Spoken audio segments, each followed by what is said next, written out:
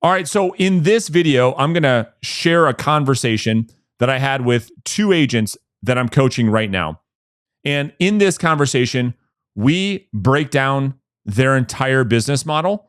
We talk about exactly what they're doing to help them generate a multiple six-figure income as a listing agent. We break down what lead sources they're working. We break down how they're converting those leads into actual high quality listing appointments. And then we break down what are they doing when they get to the listing presentation such that they actually win the listing. And then we even talk about what are they doing after they've won the listing to get the listing sold. So if you're watching this video and you're asking yourself, okay, great, Brandon, how do I grow a listing-based business? How do I generate a multiple six-figure income as a listing agent? Well, I just launched a brand new course. It's 100% free. You can grab access to that right now. There's a link in the description. Funny enough, I told the story before, but I'll definitely share it again. So I signed up for your coaching last January for 2 or 3 months, and I didn't apply myself at all. And it was to the point, and this is true, and you've said this before, and other people say it, the pain of not having you as my coach far surpassed having a coach. And what I mean by that is I started weighing it out in September when I joined last year. And I was like, dude, if I spend whatever, X amount of dollars, right, for this, right, I could lose that money, or what he's taught me could make me this much money. And when we get into my numbers later, I just want to tee this up that without you, and I really sincerely mean this, it was not possible. And it's pennies compared to what I spent. Yeah. And that's why I've always looked at it too, right? That's why I still have a coach to this day. It makes total sense. Tony, how about you? Do you see it any other way? Not really. I was just going to say, for me, it was the pain of me working at my job and not being full-time in real estate that really made me want to invest in a coach. I couldn't do it anymore. I couldn't be around people that weren't on the same, trajectory as what I was trying to do. So I didn't care what the amount of money was. That was my plan, to go into coaching and really, do this thing. So that was kind of how I got into it. Yeah, for sure. Yeah. All right. So here's what we're going to do. All right. We're going to break down both of your businesses as we go through this, you guys. Again, there's so much that these guys are willing to share. And again, we really thank you guys for being an open book on this. Because really at the end of the day, there's no secrets. It's just a matter of, are you doing the work? And so we're going to go through your businesses. As you guys have questions, for those of you in the inner circle that have questions, use the Q&A function. So on the Zoom, it says Q&A. You can ask your questions as we go through. That way you don't forget what to ask. And then at the end, I'll go back and we'll start to answer those. So, Robert, I'm going to start with you. Let's break down your guys' numbers, and then we'll get tactical. So starting off with we'll just look at year-to-date numbers. Where are you at GCI-wise? I am at 273,000 GCI. Got it. And then how many listings taken? 51 listings taken. 51 listings taken. And your closing ratio. So when you go on a listing appointment and you get somebody to sign a contract, what is your actual listing closing ratio? So it's 55%, but my goal this quarter was to up that, and I've really been intentional about it. So far this quarter, it's gotten to 70%. But over the past 9-10 months, it's 55%. It's amazing. And when we start to get into the tactical piece of this, we're going to talk about how and what you're doing to help you increase that. It's amazing. All right. And then what is your appointment set to appointment met ratio? 52% set to met. Okay. Lead to set? 36%. Okay. Contact to lead? 10%. Right on target. And then contacts per hour? 10.5 per hour on average. Okay. And we're going to break all of that down. So if I'm in the audience, I'm like, damn, all right, I got the conversions. How do you get the conversions? We'll get to that in a minute. Tony, let's break down yours. GCI for the year so far? $140,500. All right. Listings taken? 24 listings taken. Met to taken, so your closing ratio? Met to taken is 73%. Amazing. Can't wait to talk about that. Set to met? Set to met is 45%. Lead to set? 26%. Contact to lead? 6%. And then contacts per hour? 10 contacts per hour. Okay. So both of you have a very similar business model, which is based primarily on outbound lead generation. And the thing that I want to start off with is when we talk about income, your profit margins are super, super high because you're not spending a bunch of money buying leads. Can you guys speak to that, Robert? Let me start with you. Your business model is based on your work ethic and your skills. You're not doing any mass advertising, any lead buy. You're all profit. So when you get to sell a house, you get to keep all the money. Is that right? Yeah, I think like profitability wise, it's the best thing you can do. It's like 95% outbound if you average out closing checks. And that's all marketing, by the way. That's everything. It's about 95%. So my whole business is like, dude, it's like 78% profitability with everything factored. Sure. And same thing for you, right, Tony? You're not from a lead generation perspective, like how you go out there and get new clients is not because you're sending mass mailers, mass social media advertising. You're not buying leads from Zillow, Realtor.com, et cetera, et cetera. You're not doing any of that. Is that true? Yeah, that's true. I went down that path before I coached with you, and let's just say it wasn't the most ideal thing for my pockets, just to put it bluntly like that. Yeah. And a lot of people are going to be like, well, dude, so how are these guys generating business, right? So let's get into the business strategy.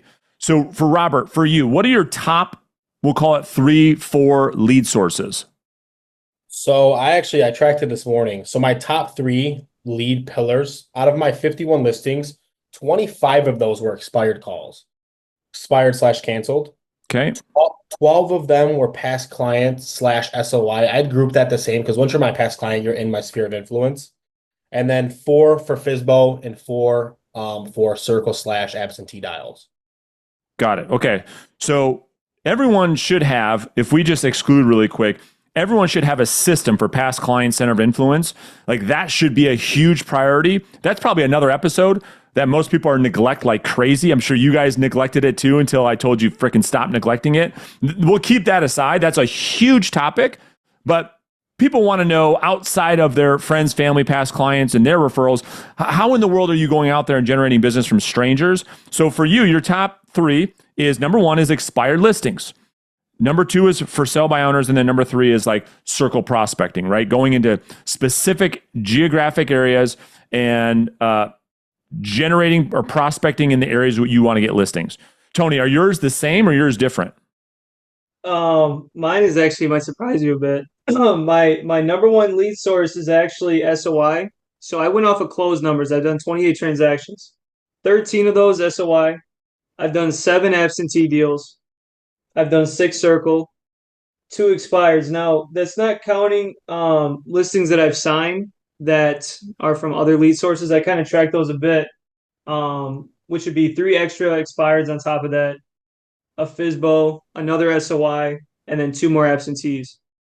So Awesome. it's mainly SOI, absentee, circle, a little bit of expired and FSBO. That's great. I mean, it's so cool because you guys have different lead pillars, right? Which is going to be so cool.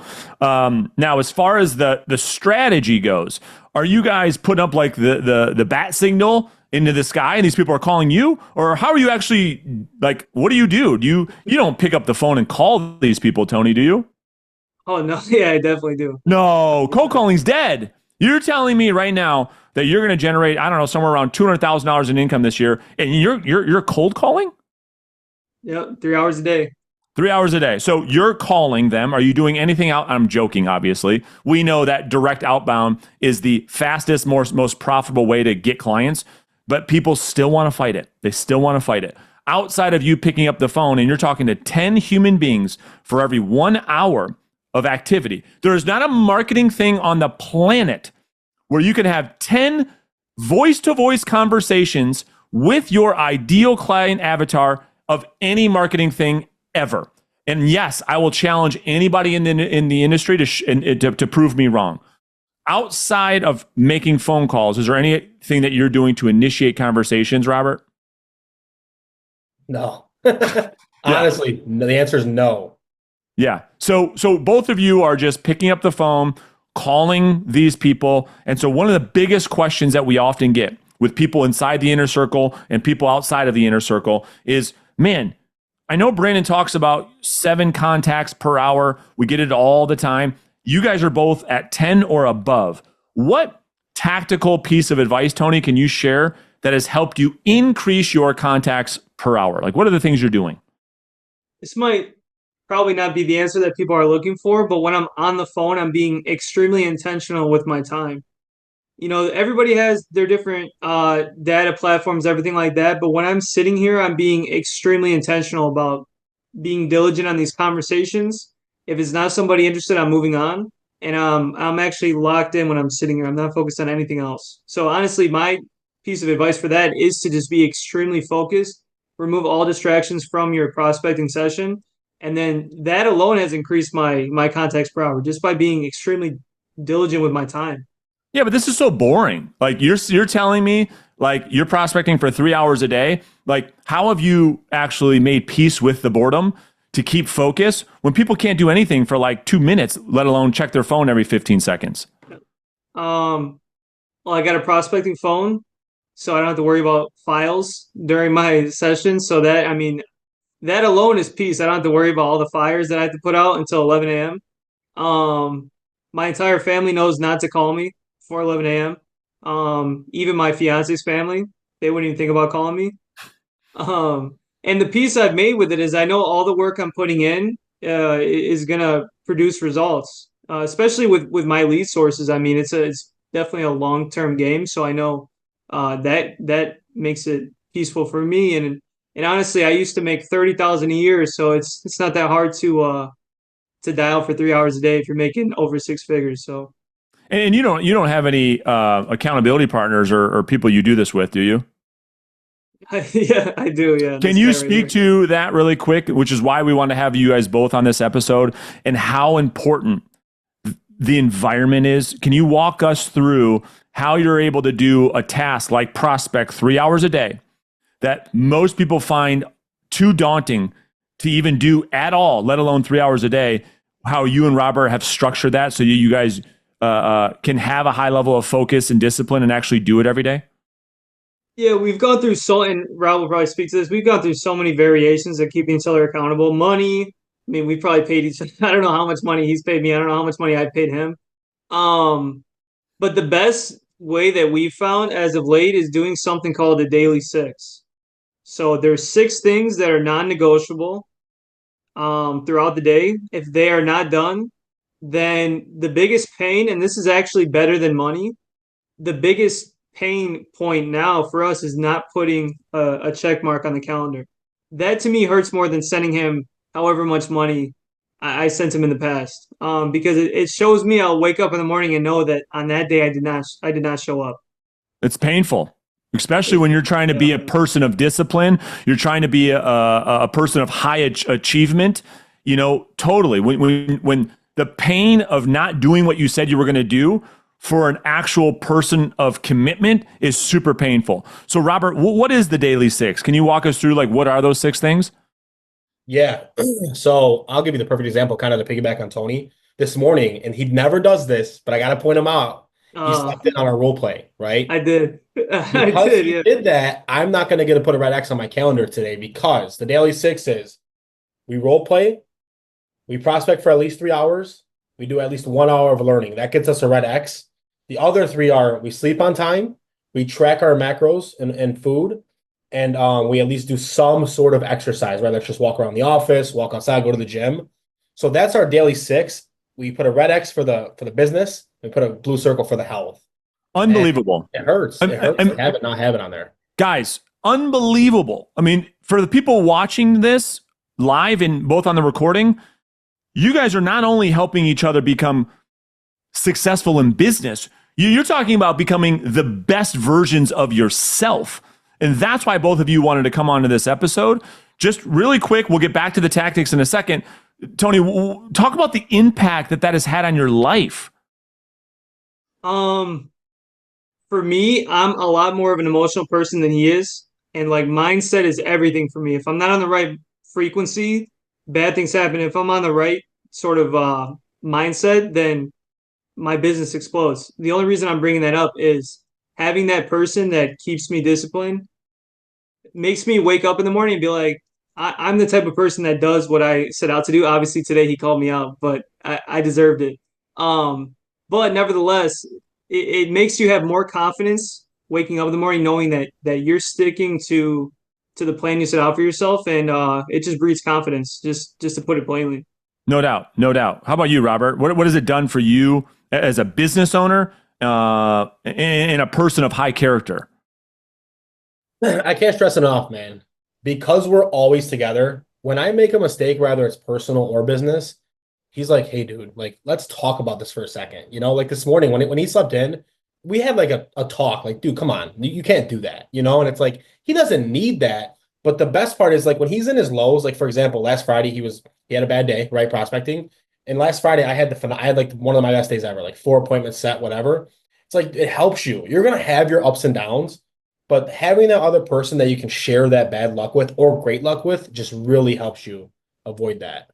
It's phenomenal. And when you guys say together, let's be really clear. You don't even live in the same state, right? So, Tony, where are you located? Robert, where are you located? Robert, where are you?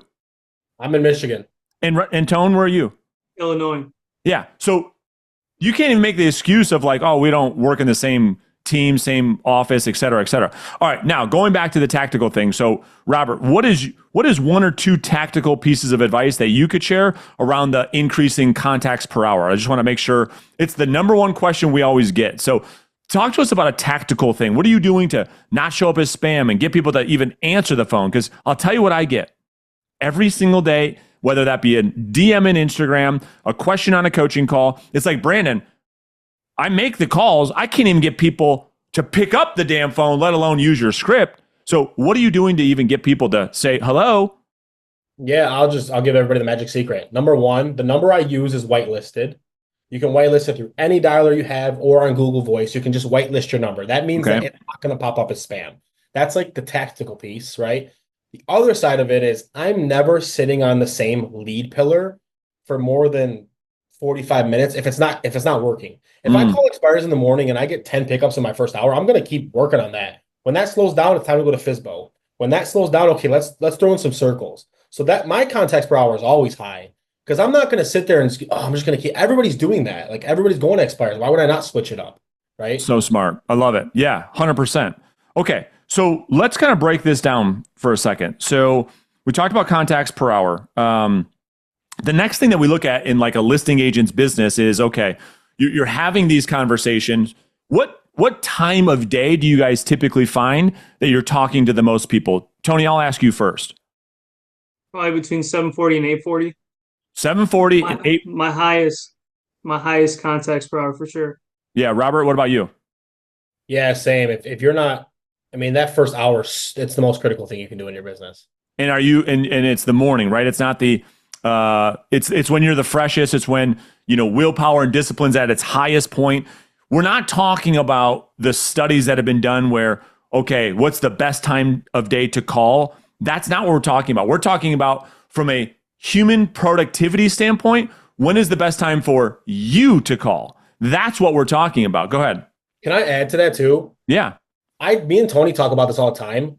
If I did 40 contacts when I feel like crap, that would never outweigh 4 contacts of me really dialed in.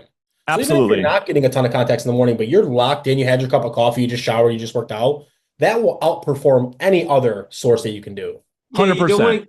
You don't want to get into a point where, like I would say in the past, like before I joined the program, this should be like a habit of inconsistency is I wanted to prospect, let's just say 2 hours a day, right? And I would knock out the first hour and it'd be amazing in the morning. Then I'd probably get lazy, whatever, and pick up the phone at 6 p.m. to make it up. And I was just playing contact guidance at that point, just calling just to call. But I think if you're really structured about it, it just makes a world of difference. Yeah, no doubt. All right, so let's break down the conversion, your listing conversion funnels, both of you, and then we'll get into some advice. So when we look at contact to lead, we're talking specifically about your ability to sell. We're talking about sales skills. So Robert, I'm going to go to you first. In working together, you and I, what are maybe 1, 2, 3 techniques that you find that have been the most powerful when it comes to having these conversations with these people you don't know over the telephone? I mean, it's so hard to say now because it's everything for me. I've changed how I talk to people in general, but I would say Give me one, and then Tone, you can give me one. I'll give you the best one. The greatest thing I ever picked up from you is tonality. Like, it's not about what you say, it's about how you say it. I could say anything I want to right now. If I deliver it correctly, it goes great. It goes over very smooth. Yeah. So can you give some context? Because if I'm in the audience, I'm a brand new agent. I'm like, okay, Tone, not Tony, Tone. I hear you. Like, what does that mean? What does that sound like? So people will read a script, right? And I know I joke with you guys all the time, but an agent will take one of my scripts and they'll read it and they say, well, I read the words and it's not working. It's because the delivery is off. So can you give us an example, Rob, of what that would sound like if you were to, using any of the techniques, but like give us an example of what it means to have good tonality in that delivery? Yeah, I was just talking to an agent about this morning. We were we were on Google Meet prospecting together, and he kept getting, "Do you have an offer? Do you have an offer?" And I said, "Dude, that's your tonality. Like, that's what's happening." Because I ask him the same question, I never get that, and it's one of the first questions. It's like, "Hey, John, your house on Main Street, it came off the market. I'm assuming you sold that though, right?"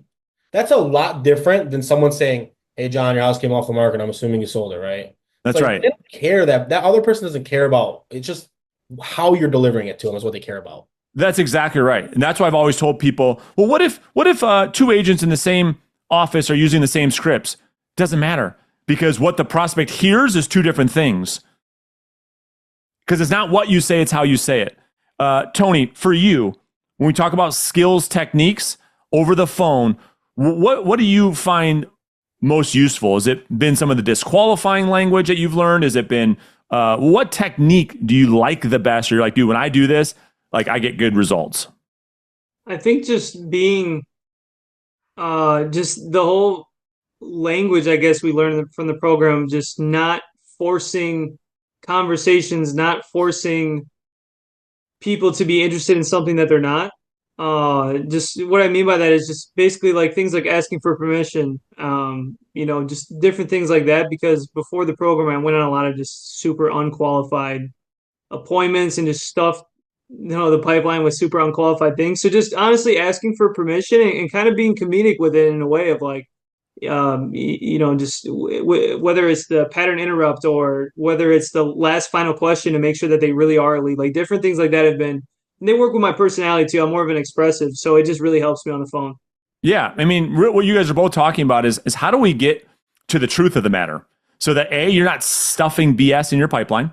You're not going to meet with every Tom, Dick, and Harry who are never going to list their house with you. It's how do I communicate in such a way where a prospect feels comfortable opening up, and B, telling me the truth. That's what you guys have gotten really, really good at, right? And so let's talk about the importance of lead follow-up.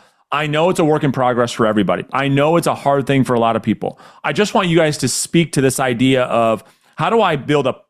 I want you to speak to the idea of pipeline maturity, where you could prospect for month and month and month and for months, and then reap the reward of that prospecting in the future, and what that's felt like for both of you. So Robert, I know you and I have talked a lot about that. How would you explain pipeline maturity to an agent who doesn't know what that means? I'll give you a perfect example. I took a listing last night about 6:30 last night. This was a circle dial that I dialed back in like February, March. And when we were sitting with her and her husband last night, she said, "Rob, not only did you follow up with me for the last 6 months or whatever it was, but you followed up with me exactly when you said you would." Because I would tell her, "Hey, I'm going to call you in 2 Mondays. Is that okay?" And she's like, "Yeah."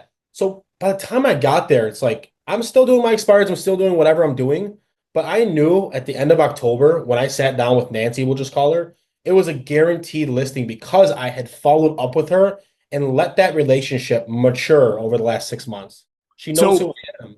Yeah. So specifically, what's interesting though is you're such a high driver. You are such a prospect, turn and burn, get the appointment today, close them. It's taken you a little bit of time to say, okay, I can actually get my now a business. I can get my appointments today. I can get my appointments this week, and I can build a pipeline. Like, talk to us about that real quick.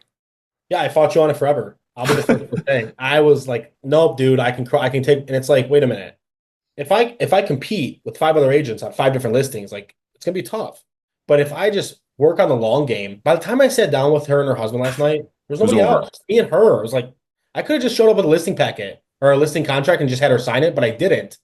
But it's like that's how easy it is. So it's like planting seeds. Like it's not going to grow for a few months. You know that. But just do the work now, and then in the future it will bear some fruit. 100%. No doubt. Yeah, Tone, how do you see the importance of lead follow-up and pipeline maturity? Well, I could really speak to this after him because we have the opposite Mm. issues. He was turn and burn and like he could get now business very easily. For me, is the opposite. I was just banging out come list me's all the time. But I'll speak to an example of how important follow up is. There was this gentleman I talked to maybe a year and a half, 2 years ago, and he wasn't even really too interested in. This is before I really had a rhyme or reason behind my dials, and I followed up with him with value probably a couple times a week. No, maybe once or twice a week for a year and a half, and I got 4 or 5 deals out of him this year.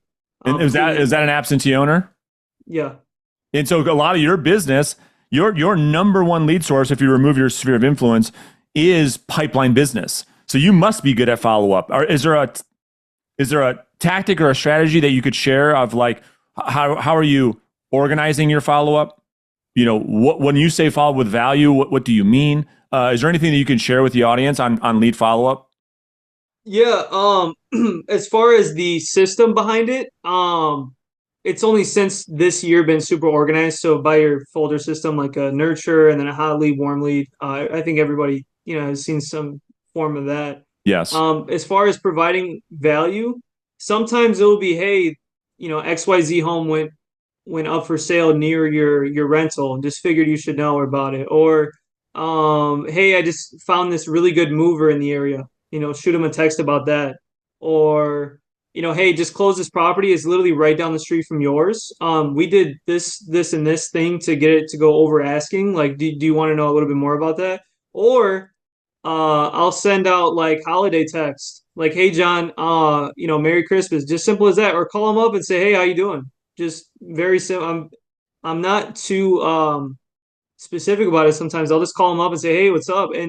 And that guy that I said that I closed a bunch of deals with this year, we were like friends before we ever did business together.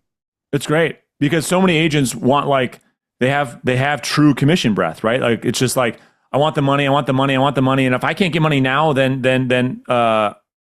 don't follow up at all, right? They don't understand the long game. They don't understand how powerful it is that this is how you scale a business. If you're only getting the now business, you're leaving so much, like you are leaving hundreds of thousands of dollars on the table. I myself took the same advice. I grew up in a world where if the person wasn't going to sign a contract in 7 days, you never call them back again. And I paid the price financially. It's the worst advice ever given in real estate ever. The whole business is based on follow up. Even now, business, even listings that you would take within 30 days, sometimes take 2 and 3 and 4 contacts. So lead follow up is really important. That's what we talk so much about, this lead to set ratio, right? And Robert, yours being 36%, and Tone, yours being 26%. That's what we're talking about. Now, when we look at set to met, both of you are about 50%. So for the audience, what we're talking about is you go out there and you set 10 listing appointments. On average, you guys are going on about 5. So Robert, if I come back to you, this was a really big issue for you. When you and I first started working together, you were the appointment setting king that never went on any appointments. You were really good on the phone, getting people to say, yes, I'll meet with you, but then them never meeting with you. So speak to that problem, and then what have you done about it to get so much better? It's my favorite thing to tell. It really is. January, I set 23 listings, set 23 appointments and took 1 listing. And it's like, what happened? Well, 2 things happened. Number one, I really started listening when they didn't want to meet and like didn't try to force anything, right? And like if you don't want to meet with me, it's totally fine. Like, but I was like, I would hear somebody say they were even thinking about selling, and I was like, appointment. I got this. It's like, wait a minute. This guy might have a kid that's going through something, or a mom, or he's probably not ready. Most people you talk to are not ready to meet with you today, right? That's So I right. had to realize that. And then lately, I would love next year, my set to Met is going to go through the roof compared to what it is now. Because as of the last few months, I have really, truly made it okay at the end of a call for them to tell me to go kick rocks. Like so much so I'll ask them, hey, John, listen, I'm really good at setting appointments with people. I'm not pulling your leg, right? Like when we get off this phone, if you don't want to meet with me, dude, just tell me. You're not gonna hurt my feelings. Like just be Love honest. it. And they're like, no, I want to meet you. And I'm like, okay. And still you're gonna get some people that cancel, but my conversion rate went through the roof when I did that. Because you were making it okay for the prospect to tell you the truth, whereas before you didn't want to find out the truth. You were just trying to get as many people over the phone to say, yes, I'll meet with you Thursday. Fine. Because you were so the hard closer. You know what I mean? Like, dude, I could be there tonight. I could be there. What time? Fine. And you taught the prospect that if they gave into your persistence, that they could get you off the phone. And so what you found out really quickly was these yeses were all counterfeit. That's what you found out. And it doesn't pay well, right? It doesn't pay well. You don't get paid to set an appointment. You get paid to close a house. That's right. That's the other piece that I don't talk about is like, if somebody wants to meet with you, even if it's a few months, if they're serious about meeting with you, that's going to actually be a paycheck. And you told me, I'll never forget it, and not to harp on this, but you said the good, really skilled people are getting off the phone with the people that aren't serious because they know there's opportunities they're missing down the road. It's like, wow, I never thought about that. Like, dude, I got to get off the phone with this guy if he's not serious. I got to get on the phone with someone that actually wants to sell. That's exactly right. You were spending so much time, energy, and effort trying to convince somebody to meet that you had no time to meet with the real people that were going to sell. Yeah. Tone, what's your practical strategy when it comes to helping you to increase the number of appointments that you set that actually get kept, or you actually meet somebody? Honestly, it's almost the same exact advice. I got direct line experience to this guy's 23 appointments at one listing sign month. So we talked about it. He's like, I don't want you to get to that point where you're doing that. And no, just basically the same thing, just making it okay at the end of the phone call that it actually makes sense for us to meet. One of the things I do is sometimes people might have a hard time articulating certain things or enunciating over the phone. So sometimes prospects, they might be confused as to what the meeting's about. Sometimes.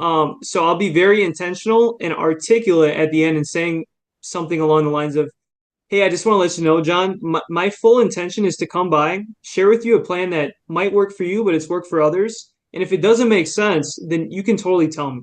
And then, so I'll be very matter of fact about what I'm coming over for. So that helps as well.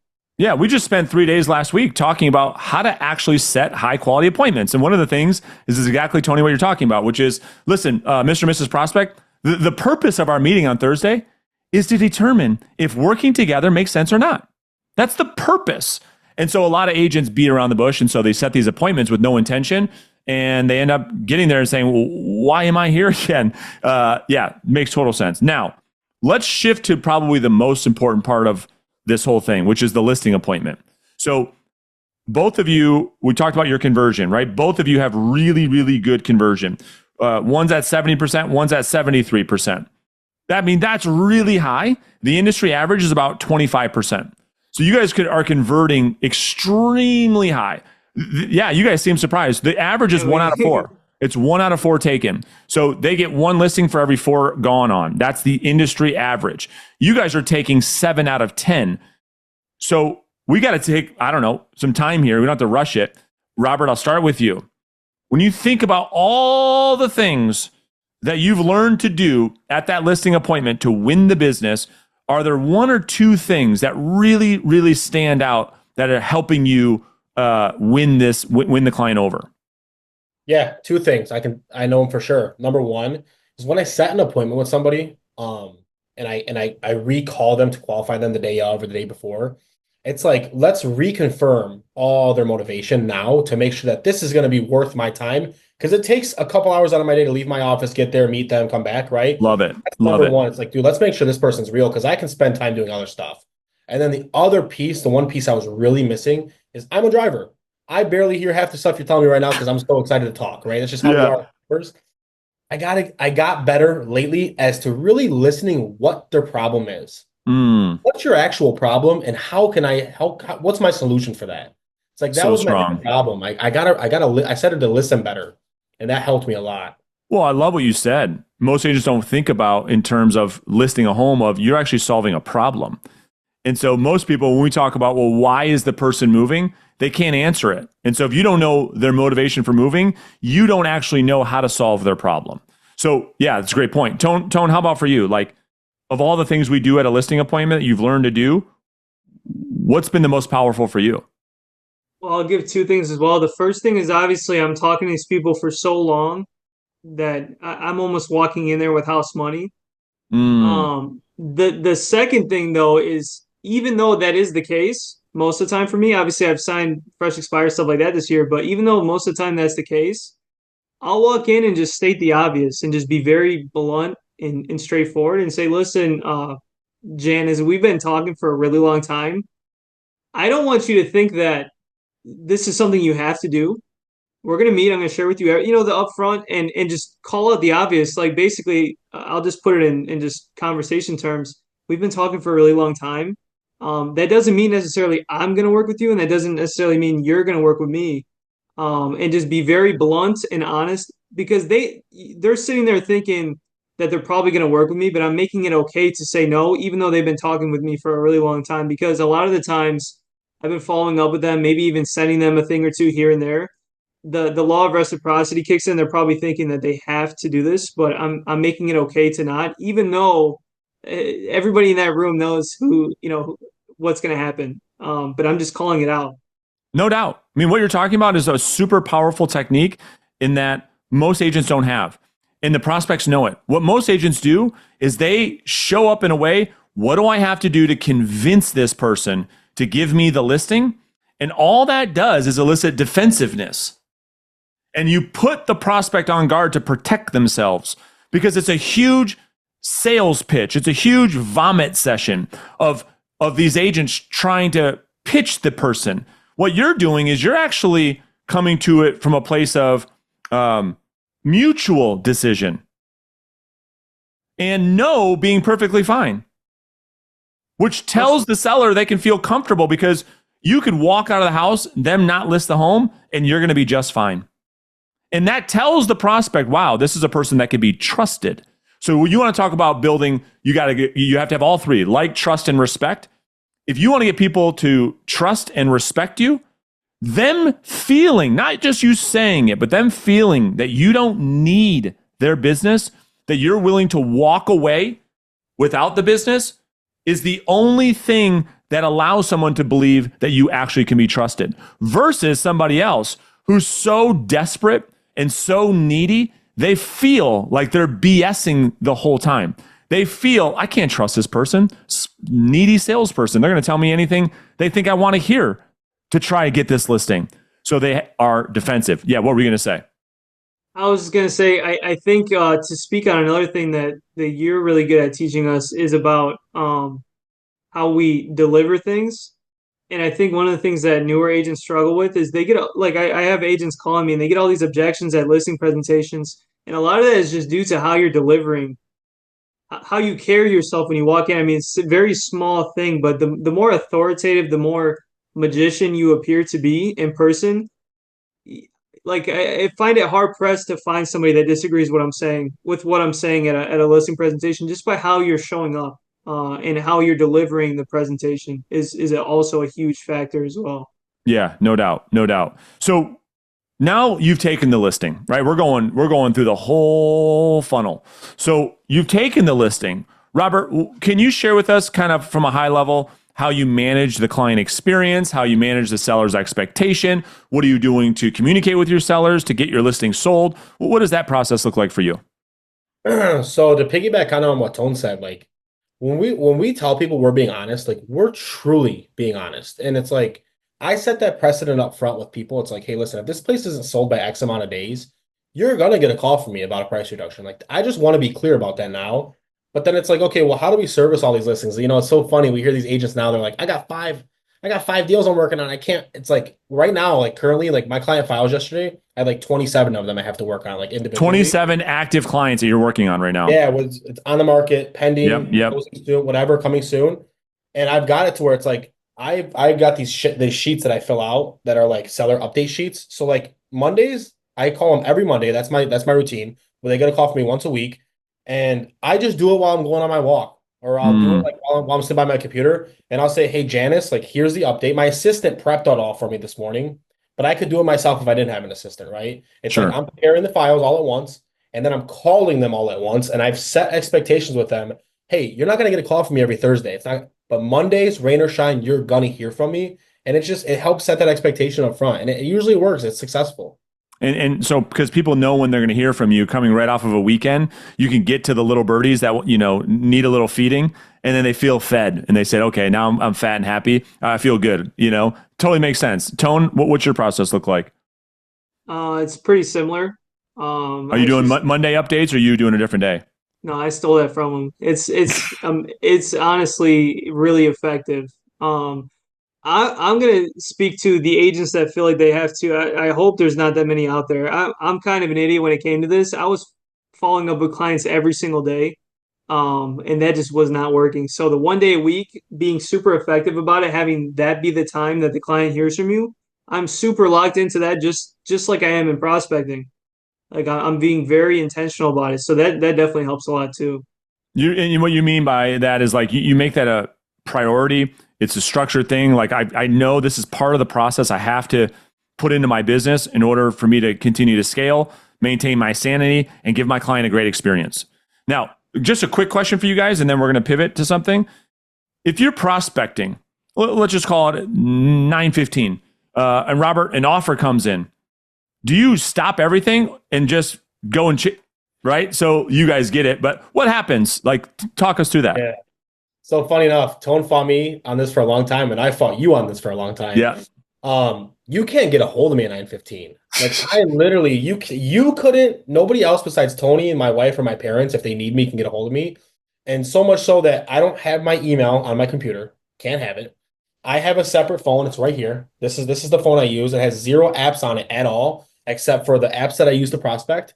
I don't know. I mean, you could send me an offer 100,000 over asking in that window. I will not know about it until 12 o'clock when I look at my computer. I don't So care. smart. I gotta lock in because if I don't fuel up the machine, it can't run. So I gotta like my 8 to 11 is fueling the vehicle. So That's right. it's gonna continue to run. Keep Yeah. running. And we talk a lot about the vital signs, right? And it's like everybody wants to run to something that they confuse as a vital, which is not. Offers are a income servicing activity. It is, because that offer is going to be there in 2 hours. You know what I mean? And it's like that's when you're going to present it, is during admin time. Let me give you a really funny example, just really quick. This lady gave me an offer yesterday on a listing. She called me 5 times until I got. Of course you did, because And she's she super said, needy and she's super desperate. my client's gonna pass on this if you got. And it's like when by the time I got my phone, I got past her whole 5 stages of grief, right? And Yeah, I called her. I said, "Hey, listen, like, I don't care. Like, my client will accept your offer if you want to. If not, no worries." And she's like, "Yeah, no worries. Just send it back to me." It's like if I would have had my phone, I would have freaked out. Oh, but she already figured out the whole thing by the time I got back to her. It's like, dude, nothing's that what important. a great point is that realtors are some of the most emotional human beings on the planet when they're not supposed to be, because buyers and sellers are emotional. But to your point, they make it seem like the sky is falling. And if you just let it rest, you call somebody back and it's like, oh yeah, no big deal. That's such a good point. Tone, how about you? That's just an example. But what we're really asking is like the difference between, being a flake, and being a person of discipline. Yeah, I'll speak on pretty much the same example. I had a fire today at a closing. I didn't know about it until like 11:30. I had no idea, and they solved it. It Exactly. was something to do with some silly inspection amendment, and they solved it. Deal closed just fine, and I had no idea that it was going on until. So just to speak on that, yeah, it's extremely important to just not use your mental bandwidth on multiple things during your session. Yeah. All right. Last question, then we're going to jump into the Q&A. All right. So I'm going to you guys can both answer this. Robert, I'll start with you. Somebody joins coaching. All right. They're brand new inside of the inner circle. What is like, so you're going to get the benefit, Tony, of being able to think about this. Robert's not. What is just one piece of advice you could give that person to reach their highest level of potential, when they're brand new, when they're brand new to the coaching system? I'll tell you what I did. And that is the winners are always going to win, right? So really focus on the people you want to be like. Okay, what are they doing? Like Mm, if I'm a new guy, I'm looking at Rob Neal and I'm going, how many contacts is that guy doing? Who's he mm, calling? What did he do? And I'm researching everything he do because if you make your work, because the 12 hours in a day are going to go by regardless, right? But if you make your 12 hours super intentional, being you do the work, you do the research, you practice your skills, that will set you up for success. I don't care about the outcome because it's about the action piece. If you're doing the action, you're going to be successful. yeah, and I'll just what's funny about that is that's exactly what you did. Like when you got in here, you're like, okay, well, what are the top people doing? And you started to do what the top people are doing, and now you are one of the top people. So much so, every Monday we post the leaderboard, and you're on there every single week, every Monday, every Monday, every Monday, every Monday, and it pisses some people off. It's like, Neely, I'm coming for you this week. I'm coming for you, brother. And you're like, yeah, bring it on. Come on, bring it. Tone, what about you? What's one piece of advice that you could share with somebody getting into the inner circle to make them successful as fast as possible? As soon as you get in, find some absolute savages, spend all of your time with them, and have them be people of specific character that aligns with your goals. And then number Mm, two, have them be someone that's going to tell you 100% the truth, no matter how nasty it sounds. But you need to hear the God's honest truth from other people about where your shortcomings are.